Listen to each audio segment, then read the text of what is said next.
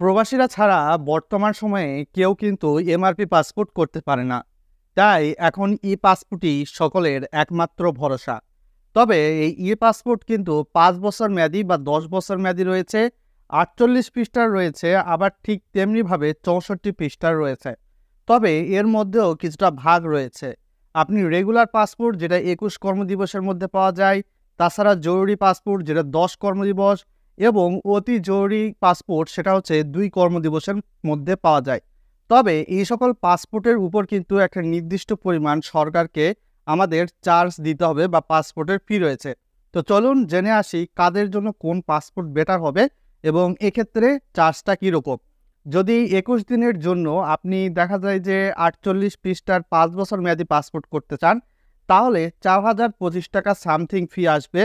10 দিনের মধ্যে করতে চাইলে সেক্ষেত্রে ফি আসবে 6325 টাকা। 2 দিনের মধ্যে করতে চাইলে আপনার পাসপোর্ট ফি আসবে 8425 টাকা।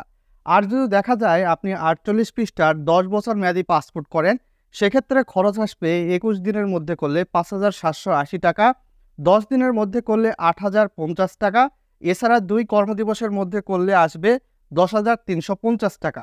তো এখানে যেই অতি জরুরি পাসপোর্ট রয়েছে সেটা আপনার 48 পৃষ্ঠার 5 বছর বা 10 বছর মেয়াদি যেটাই হোক না কেন, সেটা নিতে গেলে আগে থেকেই কিন্তু পুলিশ ভেরিফিকেশন আপনার থাকতে হবে। তো অনেক ক্ষেত্রে অনেকের থাকে না। তো সেক্ষেত্রে অনেকে কিন্তু এখানে অতি জরুরি পাসপোর্ট করতে দিয়েছে, বেশি টাকা দিচ্ছে কিন্তু 2 কর্মদিবসের মধ্যে পাসপোর্ট পাবে না। এছাড়াও আপনি যদি 64 পৃষ্ঠার পাসপোর্ট নিতে যান, তো সেক্ষেত্রে 21 কর্মদিবসের মধ্যে এটা 5 বছরের জন্য নিতে গেলে খরচ আসবে 6325 টাকা। 10 দিনের মধ্যে নিতে গেলে এখানে খরচ আসবে 8625 টাকা এবং 2 দিনের মধ্যে নিতে গেলে খরচ আসবে 12075 টাকা। আর সবার লাস্টে চলে আসে সেটা হচ্ছে যে আপনার যে পাসপোর্টটা রয়েছে 10 বছর মেয়াদি 64 পৃষ্ঠার 21 কর্মদিবসের মধ্যে নিতে গেলে খরচ আসবে 8050 টাকা। 10 কর্মদিবসের মধ্যে নিতে গেলে খরচ আসবে অলমোস্ট 10350 টাকা। আর 2 কর্মদিবসের মধ্যে নিতে গেলে খরচ আসবে 13800 টাকা।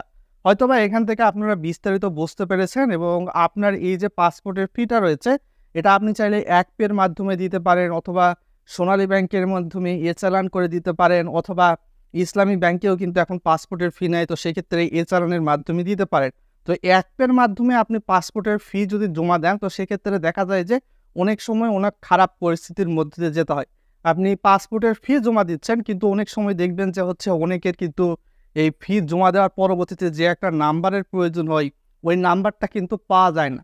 আর নাম্বারটা যদি আপনি না পান, সেক্ষেত্রে দেখবেন যে পরবর্তীতে পাসপোর্ট অফিসে গিয়ে আপনি যখন কাগজপত্র জমা দিবেন, আপনার কাগজপত্র কিন্তু জমা নিবে না। পাসপোর্ট অফিস কিন্তু এটা সমাধান করতে পারবে না। সরাসরি এক পের অফিসে যেটা ঢাকা অফিস রয়েছে সেখানে আপনাকে চলে যেতে হবে।